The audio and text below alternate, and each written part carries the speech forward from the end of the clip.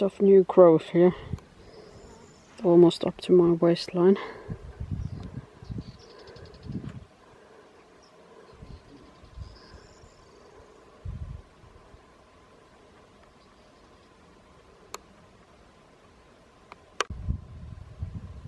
Time for pruning. So now my agenda is to prune any or cut any dead branches or diseased branches from the almond trees. Weather is good, it's warm, it's sunny, so this is the time to do it. The almond blooming is finished, and there is some tiny starts of almond even in this tree also, although it looks a bit scruffy, but there's definitely, it's still a good tree, it just needs some tender loving care.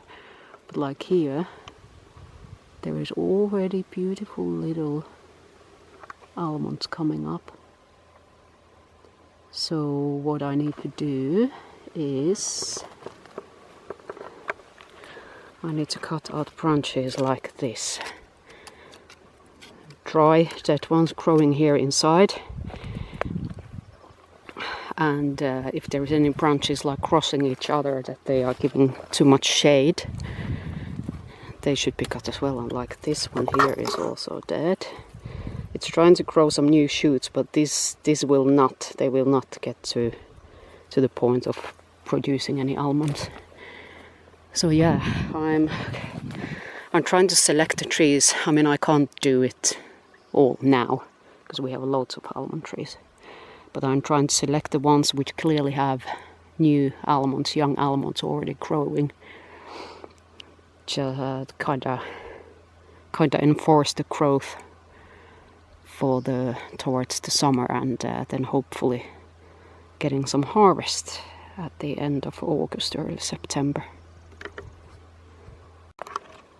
And a pretty strong disclaimer at this point: I'm no expert in almond tree care or almond tree farming, but the information about pruning, like what I can prune this time of the year after blooming, I found this from Vicky Farmer. That's a very good, like a global source of information for different type of like orchards and vegetables and crops. So we'll see how it goes.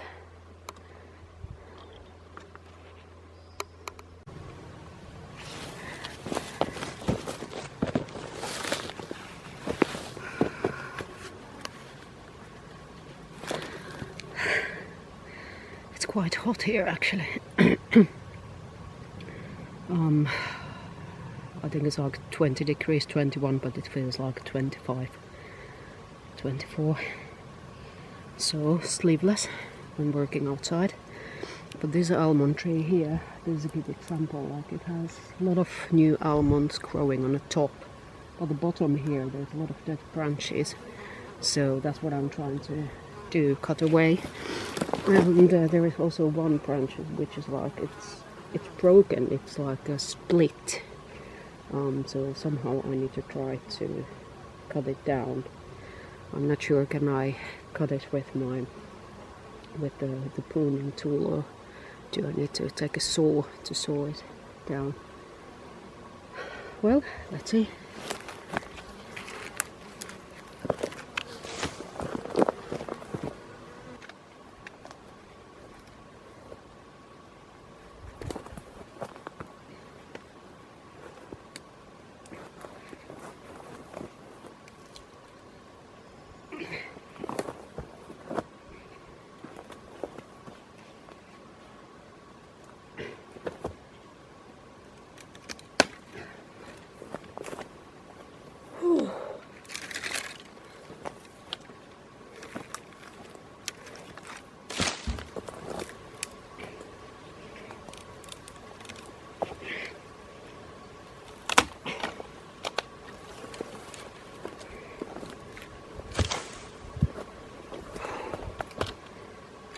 So this whole branch, this should be cut away because it's broken from up there. But I kind of feel pity for it because there is almonds growing. So after the season, after the harvest, then need to do a bigger cut down. Take bigger branches away.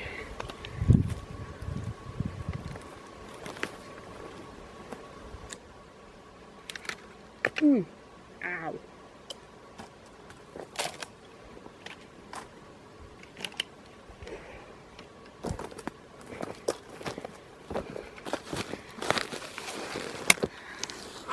To the next tree.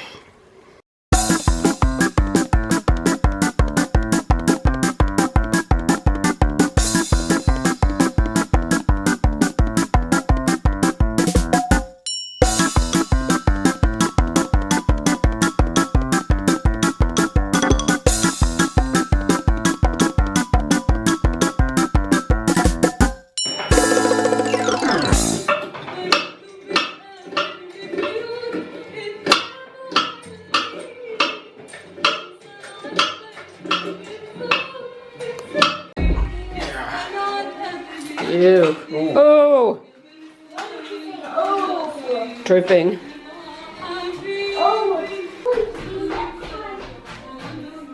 We took off the old sink now, and we are not going to use the old pipes because these are lead pipes. So we don't want to take any chances. We will close this completely and we make new holes to the wall, new piping through the wall. Need to actually use the plastic this thick.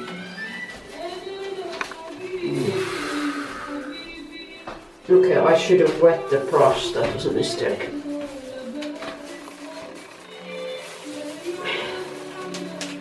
And just as a clarity, this is no one's toothbrush, no one hasn't used it, yeah. Testing the new shower tray. And we knew the walls are not straight, because it's a stone house, so the walls are crooked. This is showing the gaps here. This much here, and also there in yeah. So we need to try to straighten the walls a bit.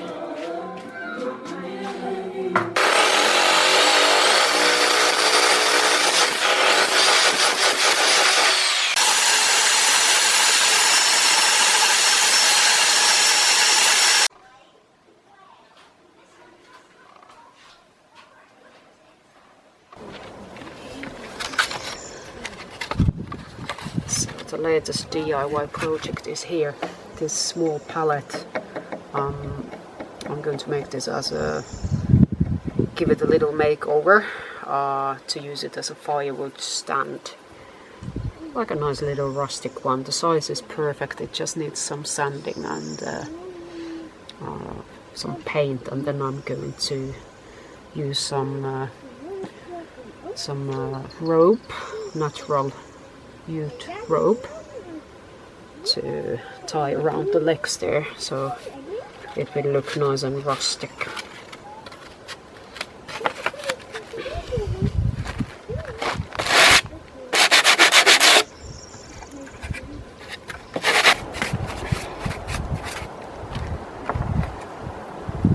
Pine needles. I'm not sure was it a good idea to come to paint outside. It's quite windy here.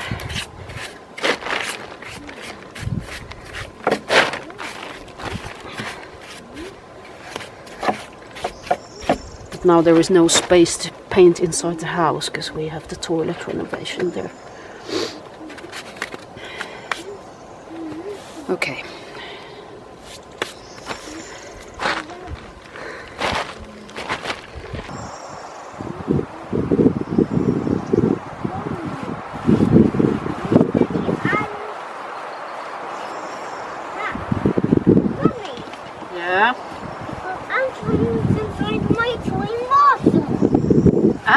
saw your toy Marshall. Yeah, only one. Okay, well then put it in a water or something to get the ant out. If there is more ants, check is there more ants. Because if you're on the top of the ant's bath, if you're on the top of the road, their way, they will go inside the things to inspect. Then you need to move.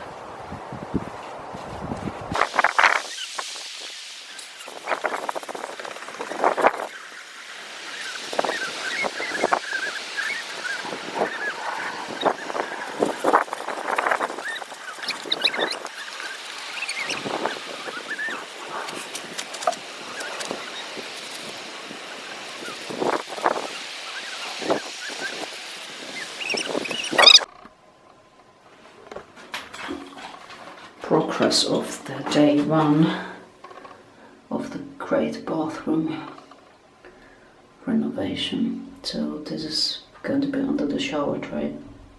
That's the trap, and that's where the drain is going down. So we had to remove the old terracotta tiles to get the shower tray really fitted on the ground, but that was quite easy to break the tiles.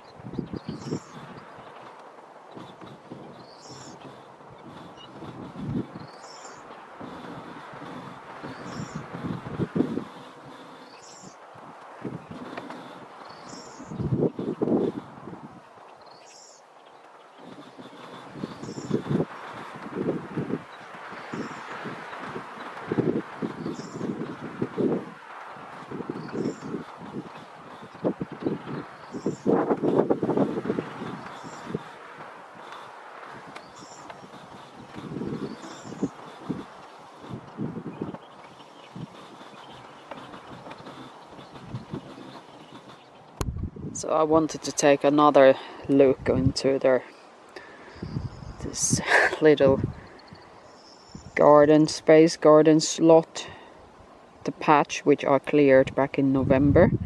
Yeah, we can still see the stones marking the sides, so it's not completely covered by weeds, but yeah, the weeds are growing back. But this is the huge chive here. It's been overgrown quite a lot, so it's not going to be very tasty anymore. But the funny thing is, I planted one onion which was like a leftover. That was kind of just a test and trial, kind of as a joke. It's actually growing. It's growing, at least the green bits, and it looks like there might be more than one bulb growing up. So I'm not going to put any effort on this one. It's just a test to see what's going on the ground. Yeah, but anyway, we are going to change the whole approach to gardening. We are going to make raised beds, because this is back-breaking the soil here. It's so, because it's so like so much clay content in the soil here that it's really hard to break. So the raised garden beds are better, and we can use a lot of materials, a lot of compostable materials from the farm here, all kind of wood chips and the rotting wood coming out from the dead trees, etc. We can use those as a base for the raised garden beds. And now back to the work. So I'm going to continue the pruning of almond trees, the ones which have young almonds growing already. So cutting the dead and diseased branches away, and now I'm also felling dead trees, the ones which I can, in the name of safety and my skills and my strength.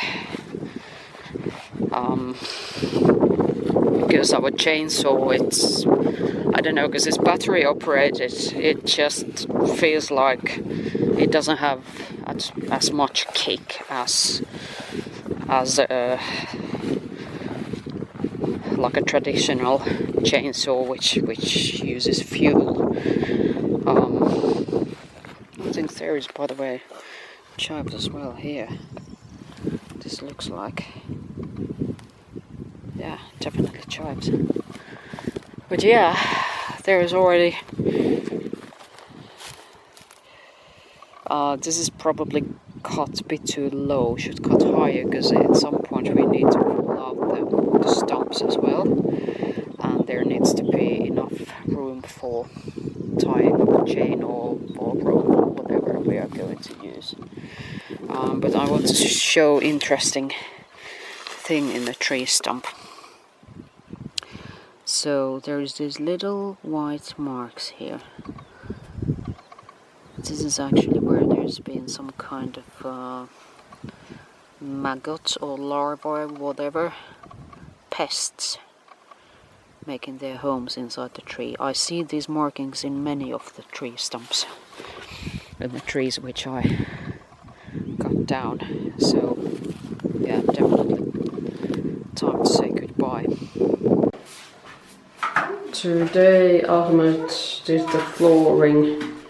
We got all the old terracotta tiles away, then we cleaned the floor from dust and little rubble, and then Ahmed put there the new concrete, new cement. The corner there, that's for the shower tray, and the flooring is already, it's hardened enough to stand on. And so these are the water pipes here. The pipes what we use are multi-layer pipes, so there is like 3 layers. There is like a thin aluminum layer between 2 plastic layers, so it's flexible, and they say it's more durable and resistance, more pressure resistance and temperature resistance as well. So hopefully tomorrow we can start tiling the floor and putting the shower tray in place.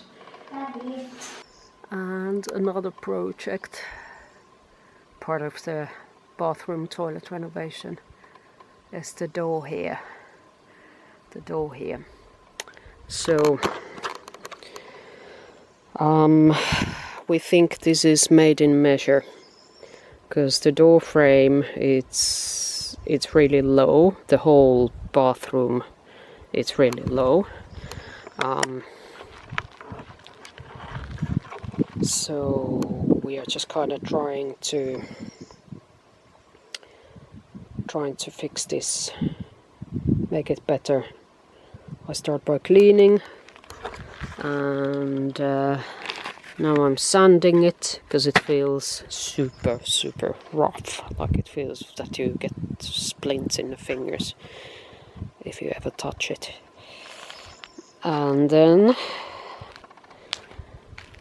here we see part of the house history.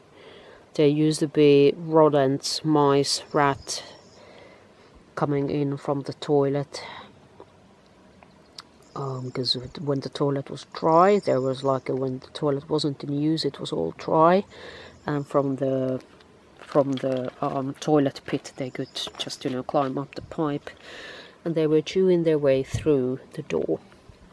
So we have some wood glue, and we need to hit these pieces back together and put some wood glue there, and then we forgot to buy a wood filler, what we will use here. And yeah, so now I'm sanding, making it better, and then it will get a layer of paint.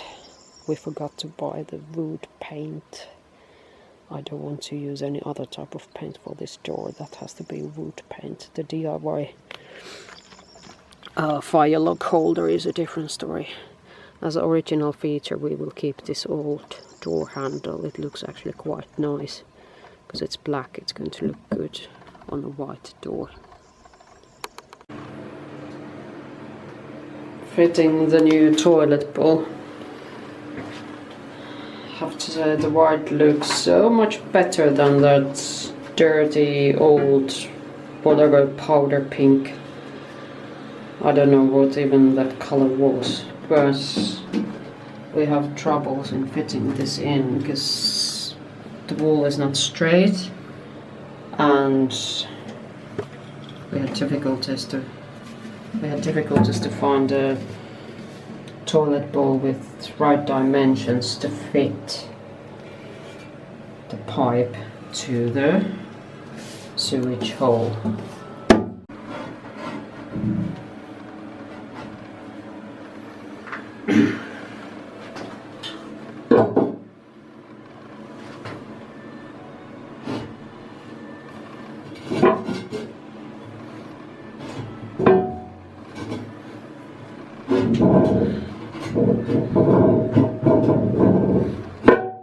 Just about fits.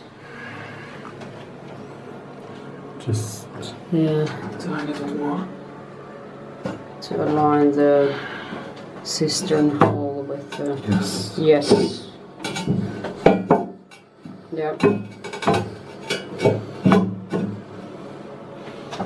And it's this close to the wall.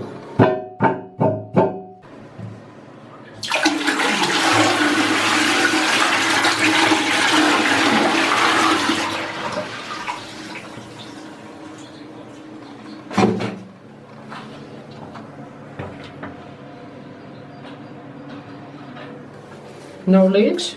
I don't know, I have to look.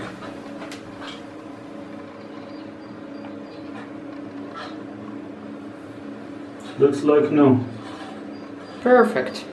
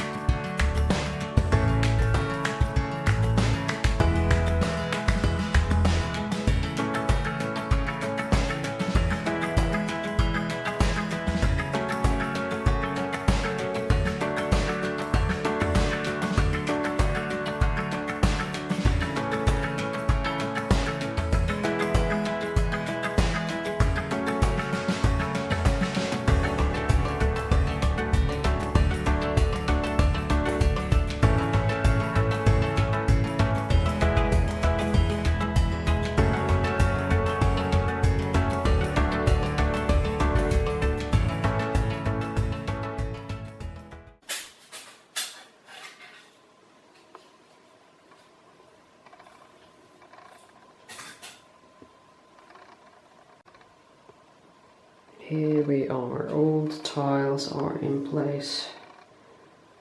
There was a bit of headache with some corners here. There was the ground was not even. There was like a little bump, and it was this tile here, this here in the corner. It actually, we cracked 2 tiles because we didn't notice the little bump.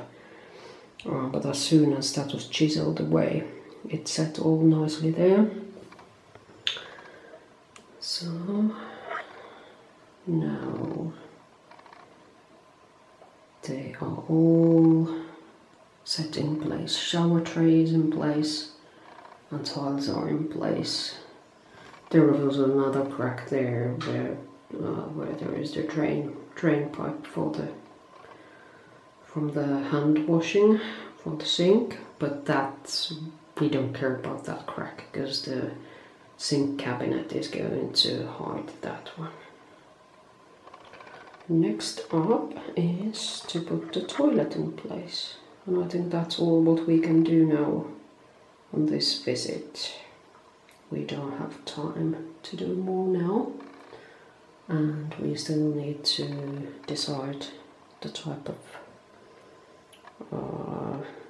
cabinet we want here, and the sink, and the shower as well.